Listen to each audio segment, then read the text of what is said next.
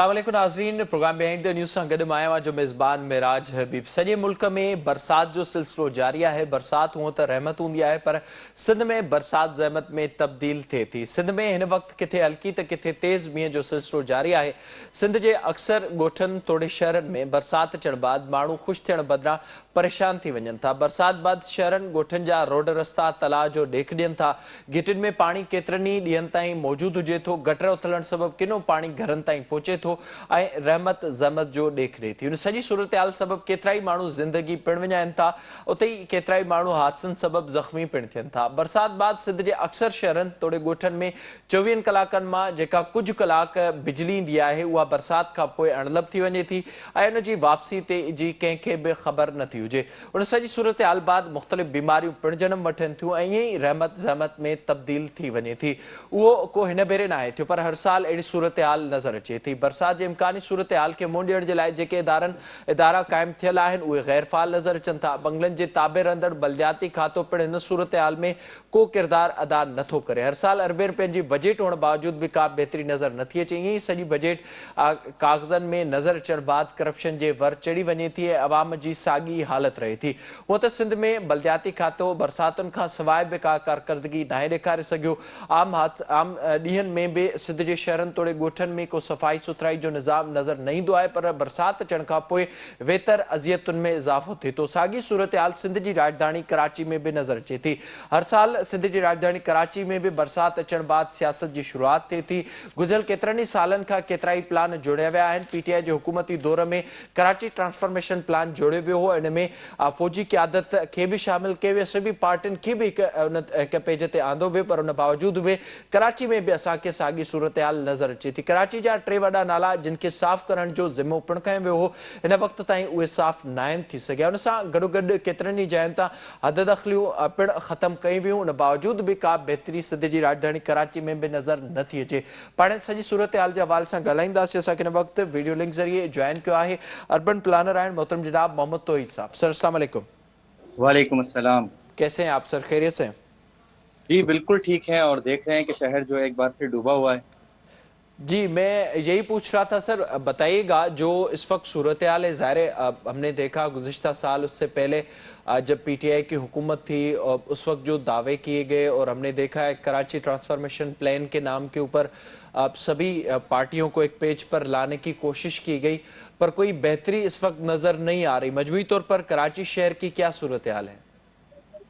देखिए, मजमूई तौर पर इस वक्त जैसा कि हमने पहले भी कहा था कि अगर मामूल से ज्यादा बारिशें होंगी तो आधे से ज्यादा शहर डूब सकता है। तो उस वक्त एडमिनिस्ट्रेशन की तरफ से भी बहुत सख्त किस्म का रिएक्शन आया था कि नहीं जी, हमने बहुत सारे इंतजाम किए हैं, हमने कई किस्म के मेजर्स लिए हैं, लेकिन हमें जो ग्राउंड पे नजर आ रहा था वो इस वक्त नहीं। और इस वक्त ये भी एक बात की जा रही है कि जी डिस्ट्रिक्ट सेंट्रल में जो है कोई क्लाउड बर्स्ट आया था, लेकिन पहले यह देखना जरूरी है कि क्लाउड बर्स्ट की डेफिनेशन क्या है और किस कंडीशन को हम क्लाउड बर्स्ट कहते हैं। अगर हम 40 मिलीमीटर, 50 मिलीमीटर, 60 मिलीमीटर की बारिश को जो है वो क्लाउड बर्स्ट कहना शुरू कर दें तो फिर इस तरह तो सिलसिला नहीं हो सकता है। जी सर, एक तो ज़ाहिर क्लाउड बर्स्ट के हवाले से आपने जिक्र किया, फिर हम देख रहे हैं जो हर साल एक सूरत हाल होती थी, चाहे वो कोरंगी काजवे हो, और उसके अलावा हमने रात देखा डैम टूटने की वजह से जो कराची शहर के मुख्तलिफ इलाके थे वहाँ पर भी पानी पहुँचा, और मुसलसल वो सूरत हाल हमें नज़र आ रही है। इस पूरी सूरत हाल पर माजी में भी हम बात करते रहे हैं। क्या आपको लग रहा है कि कोई शॉर्ट टर्म इकदामात इस तरह के उठाए गए थे कि सूरत हाल बेहतर हो सके, या इस वक्त तक आपको कोई उस लिहाज से इंतजामात नज़र नहीं आ रहे? देखिए, जो भी इंतजाम किए गए थे मैं बिल्कुल क्लियरली आपको बताऊं वो एडहॉक बेसिस पे किए गए थे, जिस तरह हंगामी बुनियाद पर कि जी एक मॉनसून की आमद के साथ किए जाते हैं वो किए गए थे। जो एक प्री मॉनसून एक जो कैंपेन चलनी चाहिए थी और शहर के छोटे नाले उनकी सफाई मुनासिब अंदाज में नहीं हो सकी। फिर देखिए, शहर में बहुत से नशीबी इलाके हैं जहाँ पे हम आम दिनों में देखते हैं कि वहां पे सेवरेज का पानी जो है या गटर जो है वो जो है उसका पानी रोड पे नजर आता है। तो उस उन इलाकों को तो बहुत अच्छे अंदाज में देखने की जरूरत थी कि वहां पर जबकि आम दिनों में सेवरेज का पानी हमारे जो सिविक एजेंसीज हैं, जो इदारे हैं, वो टैकल नहीं कर पाते। तो बारिश की सूरत हाल में तो जाहिर सी बात है हमें वाजे नजर आ रहा था कि जो अब हुआ इस वक्त में कि देखें जो कई इलाके जेरे आब आए। इसके अलावा हम देखते हैं कि औरंगी नाले और गुजर नाले के साथ में होना यह था कि इस मानसून से कबल उस पूरी जो कंस्ट्रक्शन वर्क था उसको अगर मुकम्मल कर लिया जाता तो शायद सूरत हाल बेहतर होती, लेकिन वो भी पता नहीं क्यों एक डिले होता रहा सिलसिला। और इस वक्त हमें इस मानसून के स्पेल के साथ वहाँ के जो रहायशी हैं वो जो फुटेजेस भेज रहे हैं वो बहुत ज्यादा खतरनाक हद तक जो है पानी उनके लिए वो बहुत बड़ा खतरा बन गया है। घरों में पानी है, एक वो पानी जो नाले के ऊपर से आ रहा है, एक वो जो सेवरेज का पानी उनके घरों में भर रहा है, उनके सामान को और दीगर उनकी जिंदगियां जो है वो रिस्क पर हैं। तो हमें तो ये नजर आ रहा है इस वक्त शहर में। अच्छा, तो ये सब अब साथ ही मुझे ये भी बताइएगा, ज़ाहिर है अब जो कराची के 3 बड़े नाले हैं उस हवाले से हमने देखा इक़दामात उठाए गए और बार बार ये बताया गया कि वहाँ अब आसपास के जो रहायशी हैं उनको वहाँ पर तजावुज़ात के नाम पर उनको उठाया गया। उससे पहले हमने एक सूरत हाल कराची में देखी थी किस तरह से यहाँ पर चाइना कटिंग हुई, कब्ज़ा माफिया मुसलसल हमें इस शहर में नज़र आया। उन 3 नालों के हवाले से अब आपको लग रहा है कोई कोशिश की गई थी इससे पहले, और लॉन्ग टर्म में अब उसकी पोजीशन क्या है? हालांकि जो वहाँ पर लोग मौजूद थे, जो रह रहे थे तजावुज़ात के नाम पर, उनको भी वहाँ से उठाया गया था, उसके बाद कोई बेहतरी आई है? देखें, अभी चूंकि ये दोनों दो नाले इस वक्त जो है, एक मंजूर कॉलोनी नाला जो है वो मुकम्मल हुआ है, लेकिन मंजूर कॉलोनी नाले के इतराफ की जो आबादियां हैं वो पहले भी इतनी अफेक्टेड नहीं होती थी, क्योंकि उसका मसला कुछ बहुत डिफरेंट है। वो पानी रुकता है पीएसीएचएस के पास से, ठीक है ना, जहां पर जो कि बेंगलोज बने हुए हैं और कोई कच्ची आबादी नहीं है, वो पानी वहां रुकता है। और बल्कि उसमें से कई बंगले ऐसे हैं जो कि नाले पर बने हुए हैं। और इन्होंने क्या किया कि उससे आगे जो नाला था उसको, जो कि कवर्ड था, उसको ओपन किया और उसको बेहतर कर दिया। तो मसला वहां नहीं था, मसला तो पीछे की तरफ था, जो पीसीएचएस का ब्लॉक गालिबन 6 आता है, उस तरफ मसला था। तो उस मसले को तो हैंडल ही नहीं किया गया। तो वो शारा फैसल के साथ जो नाले का ड्रेन चलता है वहां तो मसला एज इट इज मौजूद रहेगा, पहली चीज। दूसरी चीज जो आपने बात की कि औरंगी नाले और गुज्जर नाले पे सूरत हाल जब वाजे होगी कि जब ये कंस्ट्रक्शन का काम मुकम्मल हो जाएगा। तीसरी चीज, जो लोग वहां रिहाइश पजीर थे, जिनकी तीसरी नस्लें वहां पे रिहाइश पजीर थी, ठीक है ना, और गवर्नमेंट भी इस बात को एडमिट करती है कि उनमें से अक्सर के पास लीज मौजूद थी, लेकिन उनके साथ रवैया वही इख्तियार किया गया जो आप कह रहे हैं कि तजावुजात या दीगर वाला। तो वो एक तो उस अंदाज में परेशानी का शिकार हुए। फिर जिनके टूटे फूटे बचे कुचे घर बचे, इस वक्त वो जो है वो बहुत ज्यादा रिस्क पर हैं कि उनके घरों में पानी आ रहा है और दीगर तरह के मामलात हैं। उन एरिया में लैंडस्लाइडिंग के खतरात भी बहुत ज्यादा हैं। तो हम ये देख रहे हैं। और रही बात, ये प्रोजेक्ट जब कंप्लीट होगा उसके बाद जो मानसून आएगा उस वक्त फिर ये सिचुएशन हमें बेहतर नजर आए शायद। तो अभी उस पर कमेंट नहीं किया जा सकता है। अच्छा, तो ये सब तो फिर इसमें बताइएगा, जो आपने जिक्र किया तजावुज़ात के हवाले से, उसमें भी हम देख रहे हैं कि एक जैसा सलूक नहीं हो रहा, और वहाँ पर भी जो ताकतवर लोग मौजूद हैं, इदारों की बिल्डिंगें हमें नज़र आती हैं। शारा फैसल पर भी इस तरह की सूरत हाल हमें नज़र आई, वहाँ पर भी कुछ जगहों को छोड़कर फिर आगे जाकर जो रहायशी इलाके थे वहाँ पर तजावुज़ात को हटाया गया। तो ये कितना इस सूरत हाल पर आप क्या कहेंगे? इसकी बुनियादी तौर पर आपको वजह क्या नज़र आ रही है? और अगर जो पूरा एक हमें जो रोड में बताया गया था जहां पर तजावुज़ात थे मुकम्मल तौर पर नहीं हटाए जाएंगे, तो क्या उससे कोई बेहतरी आ सकेगी?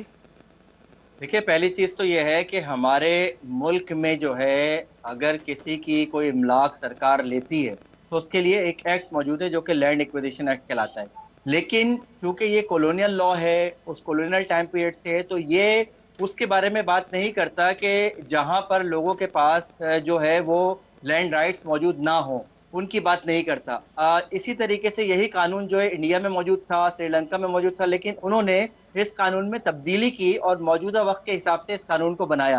तो एक तो ये कि जो आपने बात की कि ये तमाम मसाइल को हल करने के लिए जो हम तजावुजात कहते हैं, क्योंकि हम तजावुजात की डेफिनेशन कुछ और समझते हैं, इदारे जो है अपने तौर पर, हर इदारा अपने तौर पर तजावुजात की डेफिनेशन लाता है। तो इसको एक पेज पर लाने के लिए हमें उस लैंड एक्विजिशन एक्ट को एक रिसेटलमेंट पॉलिसी फ्रेमवर्क के साथ में जोड़ना पड़ेगा। जो रिसेटलमेंट पॉलिसी फ्रेमवर्क हर उस, जिसके पास कोई भी पीस ऑफ लैंड मौजूद है, चाहे वो कच्ची आबादी की लीज हो, चाहे वो आपका जो है वो केएमसी की लीज हो, चाहे वो किसी और जो है बोर्ड ऑफ रेवेन्यू की लीज हो, तमाम को वो एड्रेस करे और उसके मुताबिक जो है उनको डील करे। और एक और चीज कि ये कानून जो है ये सिर्फ कंपनसेशन की बात करता है, ये उसकी रिसेटलमेंट और रिहेबिलिटेशन की बात नहीं करता। जबकि हमने खुद देखा कि इंडिया में और श्रीलंका में इन्हीं कवानीन को लेकर आगे चलते हुए इसमें अमेंडमेंट की गई और उसको रिसेटलमेंट और रिहेबिलिटेशन के मुताबिक बनाया गया। तो ये बहुत जरूरी है आज के वक्त के लिहाज से कि अगर हम इन चीज को एड्रेस करें तो बहुत से मसाइल जो है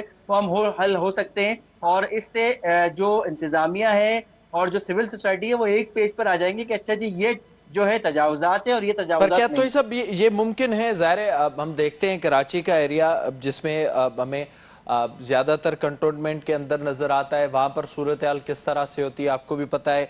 और कराची में मुसलसल हम वो देख रहे हैं, जैसे मैंने पहले जिक्र किया कि अगर कच्ची आबादी है या वहाँ पर रहायशी कॉलोनी है, वहाँ पर तो तजावुजात हटाए गए, पर अब कराची में हमें ये नज़र आता है कोई शॉपिंग मॉल है, किसी की बिल्डिंग बनी हुई है तो वो वहीं पर ही मौजूद है। तो इस तरह का जो फ़र्क हमें नज़र आता है, इससे तो कोई बेहतरी नहीं आएगी। देखिए, पहली चीज तो ये है कि जो हम जिस कानून की बात कर रहे हैं, हम जिस सेटलमेंट पॉलिसी फ्रेमवर्क की बात कर रहे हैं, वो गरीब पर भी उतना ही लागू होगा जितना अमीर पर लागू होगा। पहले तो उसमें डिस्क्रिमिनेशन कोई नहीं है। दूसरी चीज, अहम चीज, वो कानून जो है वो पूरे पाकिस्तान के लिए होगा, वो सिर्फ सिंध या सिर्फ पंजाब के लिए या किसी एक पॉकेट के लिए नहीं होगा। तीसरी चीज जो आपने बात की, बिल्कुल हमने खुद देखा, बारहा देखा कि जितनी एंटी एनक्रोचमेंट ड्राइव होती हैं उसमें डिस्क्रिमिनेटरी जो है वो होती है, और उसमें डिस्क्रिमिनेशन जो है वो रखी जाती है, जिसकी वजह से बहुत तरह के जो है वो कह लें सोशल इश्यूज जो है वो बाद में उभर के सामने आ रहे होते हैं। बहुत शुक्रिया आपका मोहम्मद तोई साहब प्रोग्राम में वक्त देने के लिए। जेका सूरत हाल हिन वक्त असांखे नज़र अचे पई, मुसलसल बारिशुनि सबब के बि क़दम नथा खया वञनि ऐं उन खां अॻु हालांकि मौसमियात खाते पारां पेशन गोई हुजनि थियूं, उन बावजूद बि के उपा न वठण सबब बारिश थियण खां पोइ उहा रहमत ज़हमत में तब्दील थींदे नज़र अचे पई। पाण प्रोग्राम में वधीक ज़िक्र कंदासीं। हिन वक़्तु ईद अचण वारी आहे, महांगाई जी जेका सूरत हाल आहे ऐं उन सां जेके समाजी तौर ते असर पिया आहिनि, उन ते बि पाण प्रोग्राम में ॻाल्हाईंदासीं। त वक़्तु हिकु नंढे ब्रेक जो असां सां गॾु।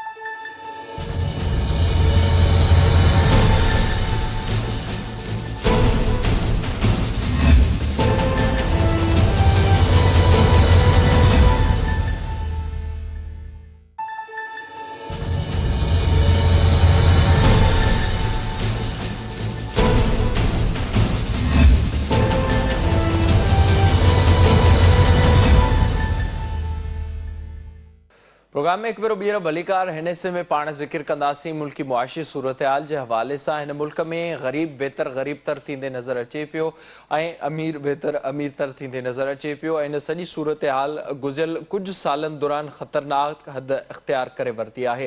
हिन वक़्तु नई हुकूमत क़ाइमु थियण खां पोइ पेट्रोल जे क़ीमतुनि में जेको इज़ाफ़ो थियो आहे, उन मजमूई तौर ते मुल्क में अंदरि महांगाई जो नओं तूफ़ान जारी करे छॾियो आहे। ऐं उन महांगाई जे नए तूफ़ान सबबि आम माण्हू ॿिनि वेलनि जी मानी जे लाइ परेशान आहे। अहिड़ी सूरत हाल में जॾहिं के वॾा इवेंट अचनि था ऐं ईदूं अचनि थियूं, त उन दौरान बि आम माण्हू असांखे परेशान थींदे नज़र अचनि था। हिन भेरे बाज़ारुनि में उहा रश नज़र न पई अचे। साॻिए तरीक़े सां क़ुर्बानी जा जानवर ख़रीद करण जे लाइ बि मुल्क अंदरि केतिरा ई माण्हू परेशान नज़र अचनि पिया। उन सां गॾोगॾु पंहिंजनि मासूम ॿारनि जे कपिड़नि वठण जे लाइ बि असांखे परेशानी वारी सूरत हाल नज़र अचे पई। ऐं हिन मुल्क जो ई हुकुमरान तबिको जेको हिन वक़्तु मुल्क अंदरि अयाशू कंदे असांखे नज़र अचे पियो ऐं उन में मुसलसल असांखे इज़ाफ़ो थींदे नज़र अचे पियो। पाण मजमूई तौर ते अॼु जे प्रोग्राम में ज़िक्र कंदासीं जेका हिन वक़्तु सूरत हाल आहे ऐं उन सां गॾोगॾु जेके इन क़िस्म जा इवेंट्स अचनि था। ईद में 2 ॾींहं बचा आहिनि। ईद ते जेका सूरत हाल हिन वक़्तु मुल्क अंदरि नज़र अचे पियो, इन बाबति ॻाल्हाईंदासीं। असांखे हिन वक़्तु वीडियो लिंक ज़रिए जॉइन कयो आहे मुल्क जा नामियारा मुआशी माहिर आहिनि मोहतरम जनाब इंजीनियर M.A. जब्बार मेमण साहब। साईं अस्सलाम वालेकुम। जब्बार साहब, वॾी महिरबानी जॉइन करण जे लाइ। सभ खां पहिरियों मूंखे इहो ॿुधाइजो जेका ही सूरत हाल असांखे नज़र अचे पई गुज़िरियल साल इन ई ईद ते सूरत हाल कीअं हुई ऐं हिन भेरे उन में केतिरो फ़र्क़ु अव्हांखे नज़र अचे पियो? ॾिसो, जेसिताईं पोयनि 2 सालनि जो तालुक़ु आहे, उन खां पहिरें जेका कोविड वारो जेके चइजे त हिकिड़ा कैरी फॉरवर्ड इफेक्ट्स जेके आहिनि, उनखे थोरो सुठे तरीक़े सां जेको आहे सो हैंडल कयो वियो हो। काफ़ी तज़ाद हुयो। सूबा जेके आहिनि, ख़ासि करके सिंध जेको आहे सो हिकिड़ो कंप्लीट लॉकडाउन चाहे पियो, जॾहिं त इमरान ख़ान जेको आहे सो उन लॉकडाउन जे ख़िलाफ़ु हो। ऐं इमरान ख़ान हिकिड़ो कैलकुलेटेड रिस्क खणी करे जेको आहे सो शयुनि जे मुकमल बंदिश खां इनकारी थियो हो। ऐं उन जी साराह जेका आहे सा ॿाहिरियनि तर्जे निगारनि बि कई त पाकिस्तान जेको आहे तमामु वॾी मज़बूत इकोनॉमी न हूंदे बि पंहिंजी इकोनॉमीअ खे तमामु घणो प्रेशर तहत न आंदो। इन्हनि सालनि जे दौरान जेका बि ग्रोथ थी आहे, अॼु तव्हां जेकॾहिं स्टेट बैंक जे एक्टिंग गवर्नर जे वातां जेके ॻाल्हियूं आहिनि उन जो स्टेटमेंट आहे, उन जी साराह थी आहे त पाकिस्तान कोविड खे तमामु सुठे तरीक़े सां हैंडल कयो ऐं तमामु घणियूं जेके आहिनि रिस्ट्रिक्शंस न हणंदे पंहिंजी इकोनॉमी खे अहिड़े तरीक़े सां हलायो जो 2 साल मुसलसिल तक़रीबन 6% ग्रोथ आई, जंहिं हिन मुल्क जो बचाव कयो कंहिंजे ख़िलाफ़ surging in the international price, ॿाहिरें प्राइज़िस में जेके असांजो छाकाणि त हिकिड़ी इम्पोर्ट ड्रिवन असांजी इकोनॉमी थी वई आहे, उन खां बचाव में जेको आहे सो उन काफ़ी सहकार कई, इन 6% ग्रोथ। इहे ॻाल्हियूं तव्हांजे स्टेट बैंक गवर्नर जे स्टेटमेंट में मौजूदु अथव। हाणे वापसि अचूं त थिए छा वेठो, इहा बि हिकिड़ी हक़ीक़त आहे त जेका UNDP जी जेका रिपोर्ट आई आहे, उन रिपोर्ट में इहो चयो वियो आहे त कोविड खां पोइ ऐं हीअ जेका वेझड़ाई में जेका रूस ऐं यूक्रेन जे विच में जेको तनाज़ तयारु थियो आहे, जंहिंमें लॻे थो त रूस पुठिते वञण लाइ तयारु कोन्हे ऐं अमेरिकन्स ऐं EU कंहिं तरीक़े सां यूक्रेन खे इनकरेज पिया था कनि त उहो उन्हनि जे ताक़त जे ऐं सहकार जे सघ सां इन जंग जो हिकिड़ो हिसो ठहे। माना जंग जो इख़्तिताम न EU पे थी चाहे, जंग जो इख़्तिताम न अमेरिका पे थो चाहे, ऐं जंग जो इख़्तिताम रूस बि कोन पे थो चाहे।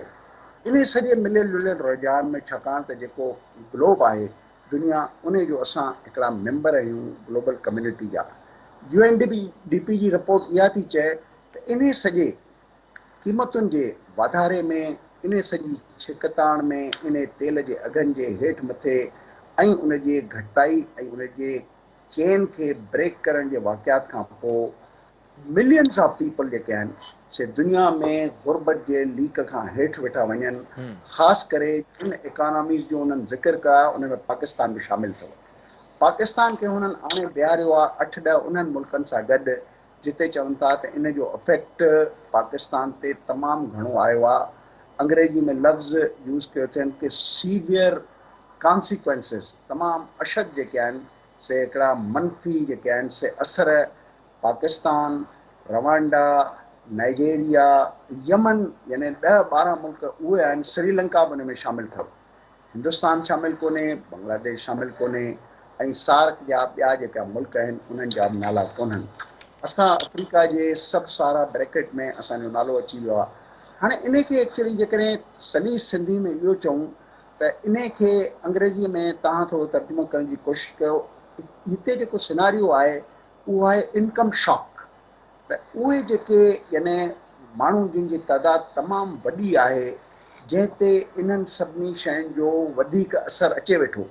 इहो न आहे जो असरु त सभिनी ते पियो थो अचे, पर इन असर जी शिदत खे महसूसु उहो थो करे न पर पर पर इन सॼी सूरत हाल में जबर साहब जेको अवां ज़िक्र कयो ज़ाहिर तफ़सीली अवां ॿुधायो कोविड जी सूरत हाल बाद में असां हिन वक़्तु बि ॾिसूं पिया यूक्रेन ऐं रशिया में जेका जंग हले पई उन में न सिर्फ़ु जेके असां जहिड़ा मुल्क आहिनि उन्हनि में, पर असां ॾिठोसीं त सुधिरियल मुल्कनि ते बि उन जा असर पिया आहिनि, उन में मुसलसिल इज़ाफ़ो थिए पियो। पर इन सां गॾोगॾु इनखे बि डिफ्रेंशिएट कबिजो त इमरान ख़ान जो दौरु कोविड ऐं उन खां पोइ जी जेका सूरत हाल हुई, वरी अवां सम्झो पिया त जेको हुकूमत तब्दील थी आहे ऐं उन खां पोइ इमरान ख़ान जेको IMF जे मुआहिदे जी ख़िलाफ़ वर्ज़ी कई ऐं नई हुकूमत क़ाइमु थी, उन सां IMF खे मौक़ो मिलियो, इन सॼी सूरत हाल खे मिलाए करे उन्हनि टिनी शयुनि जा जेके इफेक्ट्स आहिनि उहे पाकिस्तान जी इकोनॉमी ते पिया आहिनि। ॾिसो, हाणे हीअ जेका हुकूमत आई आहे, जेको 11 पार्टियुनि जो हिकिड़ो जेको आहे सो हिकिड़ो जेके चइजे अलायंस आहे, इन में 2 क़िस्म जी फ़लसफ़ा पिया था हलनि, 2 क़िस्मनि जूं ॻाल्हियूं आहिनि। हिकिड़नि जो ख़्यालु इहो आहे त शायदि असांखे इहा हुकूमत न वठणु खपे। हा, छाकाणि त जेके दुनिया में जेके बि दुनिया जे सियासी ऐं बैनुल अक़वामी क़ीमतुनि जे तनाज़ुर में जेके वाधारा पिया था थियनि, उहो पाकिस्तान जहिड़ो हिकिड़ो डेवलपिंग कंट्री जंहिंमें ग़रीबनि जी तादाद जेका आहे सा अञा बि जेको आहे सो ख़ातिरख़्वाह हिकिड़े अंग में मौजूदु आहे, ऐं उन सां गॾोगॾु माण्हू जेके आहिनि से अपर ऐं लोअर मिडल क्लास वारा बि गुरबत जे लीक जे हेठि विया आहिनि, उते न खणणु खपे। ऐं इहा जेका आहे सा वाग जेका आहे सा PTI वटी हुजे जीअं पीटीआई जीअं पंहिंजो वक़्तु पूरो करे ऐं इन साल जे दौरान उन जी जेका परफॉर्मेंस आहे उहा ख़राबु हुअण जे करे नेक्स्ट इलेक्शन में शायदि उन्हनि खे मौक़ो न मिले। इहा हिकिड़ी सोच इहा अथव। ॿी धुर जी सोच इहा हुई त छाकाणि त पीटीआई वारनि जेको आहे पीटीआई जी हुकूमत में हिकिड़ो बिल्कुलु तमामु घणो सर, बिल्कुलु अवां दुरुस्त पिया चओ। इहा सूरत हाल हुई, असां मुसलसल ॾिठोसीं। इहो सबबु बि हो त हिकु महीने खां पोइ असांखे फ़ैसिला बि नज़र आया। हिन वक़्तु जेका असां सूरत हाल ॾिसूं पिया ऐं उन में ज़ाहिरा जेको हुकूमत तासुर ॾिए पई, अवां सम्झो पिया त उन जा जेके सबबु आहिनि, हिकु पीटीआई जी हुकूमत जो IMF सां मुआहिदो, जंहिंजे करे IMF खे मौक़ो मिलियो, IMF ॾुखिया शर्त रखिया, उन्हनि शर्तनि में मुसलसिल इज़ाफ़ो थियो ऐं ॿियो इंटरनेशनल जेके मामला हुआ उन्हनि जा असर मुल्की मईशत ते पिया। या ही जेके असांखे 3 खां 4 महीना नज़र अचनि था, इन में हुकूमती नाअहली बि इन सॼी सूरत हाल में शामिल आहे।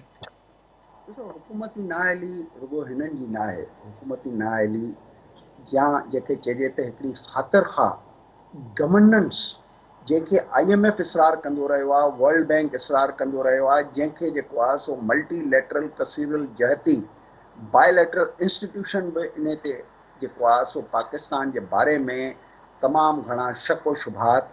जीअं थोरी देरि लाइ मां तव्हांखे इहो ॿुधायां त वर्ल्ड बैंक हिकिड़ी स्टडी ॾिनी, यानी उन स्टडीअ में असांजे institute sustainable development policy institute जंहिंमें मां गवर्नर आहियां, असांखे इहा स्टडी ॾिनऊं त ॾिसो त CPEC जे मुआदनि में शफ़ाफ़ियत हुई या न हुई।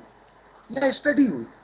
माना जेके वर्ल्ड बैंक जहिड़ा इदारा सपो जेके आहिनि इन सां जब्बार साहब ईअं खणी चइजे त ही जो हुकूमत जेके ॻाल्हियूं करे वेठी हिन वक़्तु, मिफ्ता साहब काल्ह बि इहो ज़िक्र कयो, उन ॿुधायो गुज़िरियल हुकूमत जो मुआहिदो हुजे या इंटरनेशनल जेके मामला आहिनि, त हीअ हुकूमत दुरुस्त ॻाल्हियूं पई करे ऐं हुकूमत वटि ॿियो को ऑप्शन न हो सवाइ इन जे त पेट्रोल जूं क़ीमतूं वधाए ऐं मुल्क में महांगाई में इज़ाफ़ो थिए। थोरी देरि लाइ हाणे इहो चऊं त हीअ हुकूमत तमामु घणो एफिशिएंट पई थी थिए, या उन एफिशिएंसी सां हे 2023 में उन लेवल ते पहुचंदा जिते माण्हू हिकिड़े आम माण्हूअ जी तवक़ात जेको आहे सो उन्हनि जे वेझो पहुची करे इलेक्शन कराईंदा।